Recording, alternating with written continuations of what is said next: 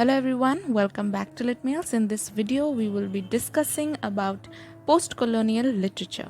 So to be able to understand about post-colonial literature, we need to make sure that we are clear about some concepts. तो मेरी पूरी कोशिश रहेगी कि मैं as simply and smoothly आपको explain कर पाऊँ and not just explanation because explanation is not enough. आपको answers भी लिखने हैं. तो यहाँ पर मैंने टाइम स्टैम्प्स दे दिया है. सो इन द सेकेंड पार्ट मैं आपको बोलने वाली हूँ आप इस आंसर को कैसे लिख सकते हैं. And since you are a literature student, it is very important for you to know how to write this answer. So make sure you watch the entire video ताकि आपकी कॉन्सेप्ट क्लियर हो जाए and at the end of the day you also know how to answer this question. तो video शुरू करते हैं. उससे पहले अगर आपको वीडियो अच्छा लगे then do not forget to subscribe and let me know in the comment section. तो इससे पहले कि हम पोस्ट कॉलोनियलिज्म के बारे में जाने, हमको कॉलोनियलिज्म के बारे में जानना है और जिसको कॉलोनाइजेशन बोला जाता है. अगर हम वर्ल्ड हिस्ट्री या फिर हम भारत की ही हिस्ट्री को ले जाएं तो आई एम श्योर ये आपको पता ही होगा कि बहुत सालों से अंग्रेजों, मुगल और तुर्क ने आकर भारत में शासन चलाया था. So we are talking about the European powers here. या जो अंग्रेज थे वो मेनली यूरोपियंस थे. तो वो जो आकर अपना राज किसी दूसरे कंट्री में जो अपना सुपीरियरिटी दिखा रहे थे and they wanted to rule these countries, उसी चीज को कॉलोनाइजेशन माना जाता है जिसको उपनिवेशवाद हिंदी में बोला जाता है. सो यहाँ पर आप पिक्चर में देख सकते हैं जितने भी ग्रीन में कलर्ड कंट्रीज है, जो देश है ग्रीन कलर में, वो सारे के सारे कॉलोनाइज हुए थे फ्रॉम यूरोपियन पावर. तो यहाँ पर आप भारत देख सकते हैं, Australia, Africa, you can see all these places. तो ये वो सारी जगहें हैं जहाँ पर ब्रिटिश एम्पायर और द यूरोपियन पावर का सेटलमेंट था. So this was about colonisation. अगर हम पोस्ट कॉलोनियलिज्म के बारे में बात कर रहे हैं then you must always remember the word pre is a prefix and the word post is a suffix. यानी कि हम जब भी बोल रहे हैं, मतलब let's say for example I am telling that I am going to celebrate a pre birthday, मतलब ये कि मेरा बर्थडे अभी आया नहीं है, मेरा बर्थडे कल है, लेकिन मैं चाहती हूँ कि मैं अब उसको सेलिब्रेट करूँ अपने बर्थडे से पहले, which means a pre birthday. But for example let's say I want to go for a walk post dinner. So this means that I want to go on a walk after dinner. तो ये जो word post है इसको use किया जाता है किसी भी इवेंट और एक्शन के बाद. तो ठीक उसी तरह we are talking about post colonialism which is denoted to the time period that comes after colonisation. I hope it's clear. तो जब इंडिया फ्री हुआ from these British colonial powers, जब British went back and India got its independence, actually में तब शुरू हुआ the time frame of post colonialism, जिसको अब बोला जा रहा है post colonialism, which means the time period that comes after colonisation. So I am pretty sure that you are clear with the concept. The next thing जिसको हमको focus करना है, दैट आपने देखा होगा बहुत जगह में post colonialism is written with a hyphen and in some places it is written without a hyphen. तो डिफरेंस क्या है? मेनली पोस्ट कॉलोनियलिज्म जहाँ with a hyphen, along with a hyphen लिखा जाता है, this is mainly denoted by historians to denote a time period. तो ये आप हिस्ट्री में लिख सकते हैं, लेकिन अगर आप लिटरेचर में लिख रहे हैं you have to write post colonialism without a hyphen, क्योंकि आप उसके बारे में लिख रहे हैं एंड उसके उस टाइम में, पोस्ट कॉलोनाइजेशन के टाइम में जो सब इवेंट्स हुई थी, क्या हो रहा था, सोसाइटी कैसा था, you are writing about that. So you are not denoting a time period. So make sure जब आपने आंसर्स लिखें you write post colonization or whatever you are writing without a hyphen. But of course if you are mentioning a time frame you write it with a hyphen. This we will discuss in the later part of the video. तो अगर हम post colonialism की बात करें in terms with literature, तो ये वो सारी चीज़ें इन्वॉल्व करता है जिसमें जितने भी एक्सपीरियंसेस हैं कॉलोनियलिज्म के, ये उसी चीज़ को, उसके जो इफ़ेक्ट्स थे, जो पास्ट इफ़ेक्ट्स थे, प्रेजेंट इफ़ेक्ट्स थे, पोस्ट कॉलोनियलिज्म स्टडी उसी चीज़ को स्टडी करता है. सो it is mainly a study of the experiences of the time of colonialism, right? So what are the things जो colonialism के टाइम में हुई थी? आप खुद ही अपने आप से रिलेट करके देखिए, जब अंग्रेज आए थे इंडिया को, so there was a lot of slavery, there was suppression, और जेंडर और रेस को लेकर you are superior to us in, sorry you are inferior to us in colour, वो हमको नीचा दिखा रहे थे. They use to make so much partiality, इतना डिफरेंस था. So all these events, but not just suppression, the people of India, ये जितने भी कंट्रीज हैं जो कॉलोनाइज हुई है अंडर यूरोपियन पावर, वो सब रेजिस्टेंस दिखा रहे थे. वो नहीं चाह रहे थे कि कोई और आके हमको बोले हमारे देश में कि हम क्या करें, इतना पार्शलिटी हो. सो वो उस तरह का जो resistance, so these are all experiences जो हुई थी during the time of colonisation. And जो पोस्ट कॉलोनियल स्टडीज है, it studies the effects of these experiences, of these lived experiences. तो यहाँ पर हमको एक सिंपल लेमैन टर्म्स में पोस्ट कॉलोनियल लिटरेचर का एक वर्किंग डेफिनेशन मिल गया, which is very simple and easy to understand. तो आप एक तरह का ये बोल सकते हैं कि ये जो पोस्ट कॉलोनियल लिटरेचर है, वो जितने भी महादेश है, कॉन्टिनेंट्स है, सब में ये एग्जिस्ट करता है. बिकॉज सिर्फ एशिया ही नहीं है जो कॉलोनाइज हुई थी, बाकी अमेरिका भी हुई थी, ऑस्ट्रेलिया भी हुई थी, also Africa.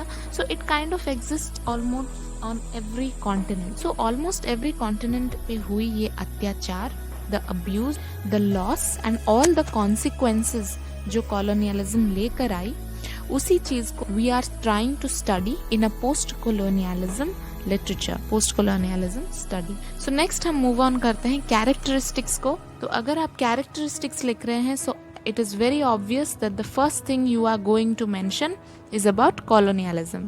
Why? क्योंकि this was the main reason जिसने post colonial studies को push किया. So had there been no colonialism, there would not have been post colonial studies. It was because colonialism हुआ, जो strangers थे, बाहर के foreign लोग थे, आकर यहाँ पर बस रहे थे. So it was very difficult. जो यहाँ के लोग थे, they were not only suffering, it was not just the people, but also their independence, their culture, their language, everything was suffering. आप एक चीज़ भी याद रखिए, if today we are writing in English, we are talking in English, it is because of colonialism. If that would not have happened, if English people had not come here, और वो यहाँ पर नहीं आते, हम शायद हिंदी में बात कर रहे होते या अपने रीजनल लैंग्वेज में पढ़ रहे होते. Because they came here, they set up English schools, English libraries.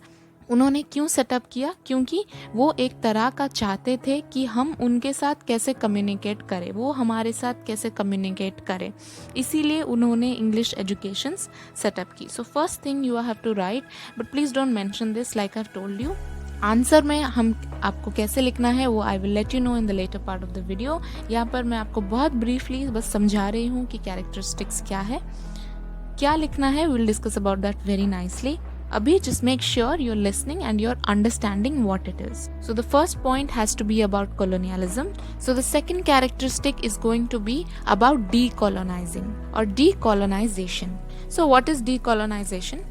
देखिए, जब ये जो सारे फोर्सेस थे, सुपीरियर फोर्सेस थे, ब्रिटिश फोर्सेस थे, when they left India, I am talking in relation to India ताकि आपको समझ में आए. जब वो लोग छोड़ के गए भारत, आप खुद उसका इफेक्ट देख सकते हैं. Like I have spoken about this before, we are talking in English. उनके बहुत सारे ऐसे कल्चर्स है जो वो छोड़ के गए, जो एक्चुअली हमने अडेप्ट कर लिया. For example saying hello, good bye, ये सब ब्रिटिश कल्चर है. हमारे में we have namaste, we have other different things. So जब वो छोड़ के गए, उनका बहुत सारा कल्चर यहाँ पर रह गया एंड वो आज भी प्रेलेवेंट है. आज भी उनके बहुत सारे रूल्स एंड रेगुलेशंस जो उन्होंने दिया था अभी तक चल रहा है और उसमें कुछ चेंजेस हुआ नहीं है. तो डीकोलोनाइजेशन वही प्रोसेस है where we try to lose the culture and lose all the things that these superior powers have given us, जो कि actually it seems kind of impossible, it seems if not impossible, it does seem kind of difficult. इसका एक बहुत अच्छा example आपको एनगुगी थियोंगो के ऐसे में मिल जाएगा, जो कि है डीकोलोनाइजिंग द माइंड. इस ऐसे में उन्होंने लिखा था, उनका मेन कॉन्सेप्ट ये था कि we don't have to read English. हम अपने स्कूल्स और कॉलेजेस में जो अपना लैंग्वेज है, रीजनल लैंग्वेज हो या कंट्री का, देश का नेशनल लैंग्वेज है, हम उसी में हमको टीचिंग करना चाहिए and not in English. So if we are talking in English we are simply as in ये जो कॉलोनियलिस्ट थे हम उनके कल्चर को बढ़ावा दे रहे हैं. So this is about decolonising, right, which means trying to lose what they have, all the cultures and all the things that they had tried to give in us. The next thing is हमको history लिखनी है. Once again, yes, क्योंकि the people those who were ruling on us उन्होंने अपना history खुद लिखा है. तो उनके बुक्स में जो कॉलोनियलिस्ट्स थे जो आकर राज कर रहे थे उनके बुक्स में आप देखेंगे कि उसमें हमारे बारे में जो कॉलोनाइज हुए थे ये लिखा है कि these were the people who did know anything, ये लोग स्लेव्स थे, इनको कुछ मालूम नहीं था, हमने इनको सब दिया. ये उनका पर्सपेक्टिव है. इसीलिए बहुत इम्पॉर्टेंट है कि हम वर्ल्ड हिस्ट्री में अपना हिस्ट्री एस्टैब्लिश करें. It is very important that we write our own history once again.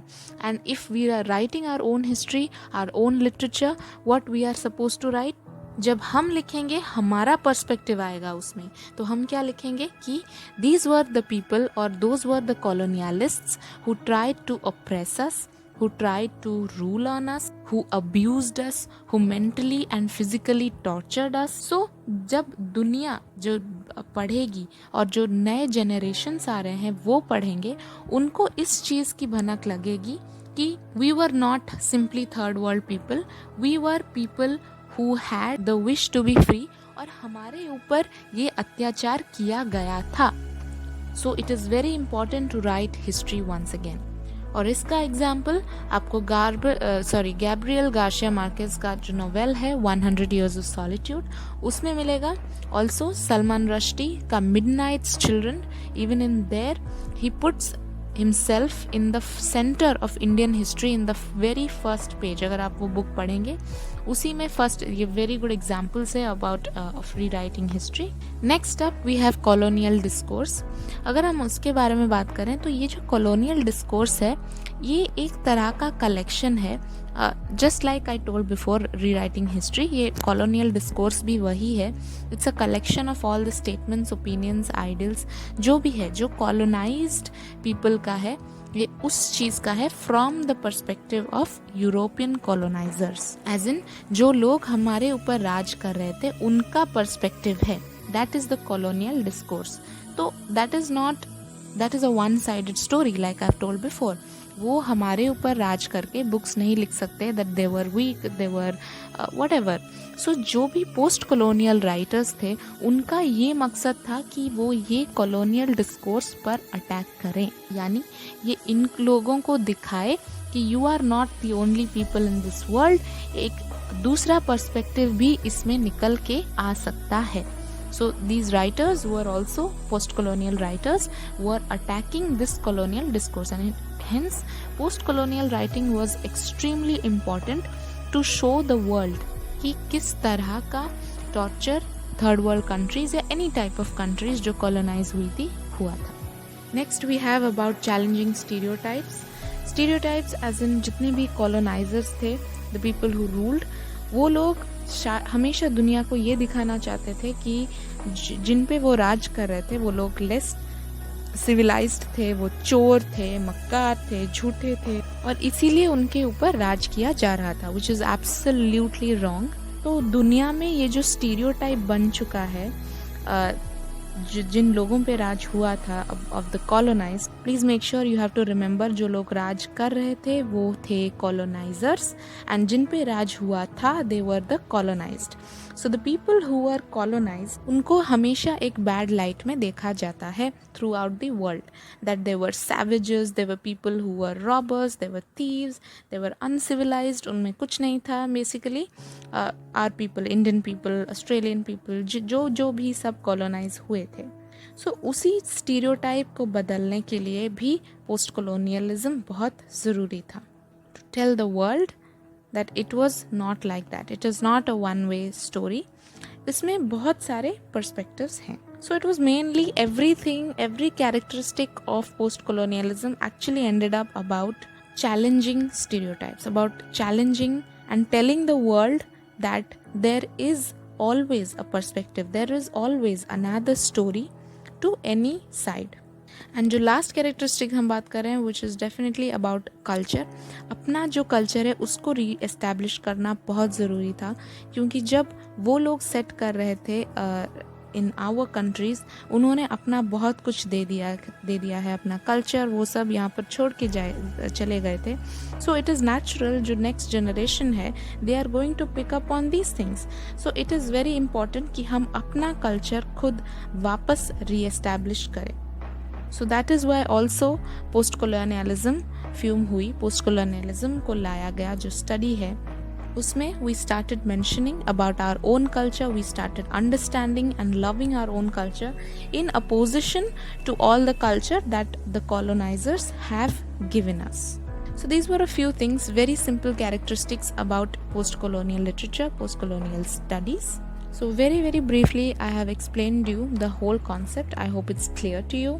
So let's begin with if अगर आप इसके बारे में आंसर्स लिख रहे हैं आप इसको कैसे लिखेंगे। तो जैसे जैसे मैं बोलती जाऊँ, because the video will get very long, so जैसे जैसे मैं बोलती जाऊँ आप स्क्रीन पे देखते जाइएगा, उससे related you will find subject matter over here. So if you are beginning with post colonialism study, obviously you are going to start with a definition. In fact, it's better if you can explain a little about post-colonialism, that it comes after colonialism. Please keep on checking the screen and screenshot the subject matter जो भी यहाँ पर दिया गया है. So you can write either that or you can start with the definition of post-colonialism. Make sure you can write a quote. If you want, आप एक quote भी insert कर सकते हैं. यहाँ पर I have given you a few quotes which you can write while you are explaining post-colonialism. Then you can little bit explain from your point of view कि explanation post-colonialism क्या है. ये वो सारी studies है जो वो experiences को define करता है, all the lived experiences and the effect that came after colonialism. You have to write a couple lines about post-colonialism first. In the next paragraph you can move on and start talking about the characteristics. We have discussed the characteristics in the video. So first, if you are writing about colonialism, you can discuss about all the things that colonialism made us or made the countries do, the reason why post colonialism came into being, क्या effect हुआ था Nations के ऊपर, उनकी independence पे क्या effect हुआ था, उनके फ्रीडम पे क्या इफ़ेक्ट हुआ था. So we can write that about colonialism. The next thing अगर आप लिख रहे हैं is about decolonisation. Make sure you mention about Mahatma Gandhi and कैसे there are some people. We have Mahatma Gandhi in India, Patrice Lumumba in Zaire, now Congo. Then these are some of the few names, you can just write them down. And decolonization में very important Kenyan writer, post-colonial Kenyan writer Ngugi wa Thiong'o, जिन्होंने ऐसे लिखा था decolonizing the mind, जिसके बारे में हम discuss कर चुके हैं. So if you're writing about decolonizing struggles, you mention these people alongside them. Next we are talking about rewriting history, मतलब हिस्ट्री को कैसे उन्होंने इंटेंगल किया है. एंड यहाँ पर भी I have told you already 2 examples about 100 Years of Solitude and Midnight's Children by Salman Rushdie. Very important, बहुत ज़रूरी है ये लिखना alongside rewriting history. Then if you are writing about course, then next जब आप colonial course के बारे में लिख रहे हैं, you have to mention about Joseph Conrad's Heart of Darkness. And there is another novel by Martinican writer Patrick. So here you can see the novel School Days. यहाँ पर उन्होंने मेंशन किया है कि कैसे एक स्कूल बॉय का colonial education ने एलियनेट किया from his native roots, which means जो उसके ओरिजिनल नेशन का जो कल्चरल रूट्स था, जो लैंग्वेज था, उससे कितना दूर कर दिया कॉलोनियल एजुकेशन ने. Maybe they were teaching English और जो भी उनका लैंग्वेज था, they were teaching them that and how it put him away and put him far away from his own nation's culture and language. So you always, जब भी आपको किसी भी characteristic या किसी कुछ भी चीज़ explain कर रहे हैं, make sure you give example alongside that to support your answer.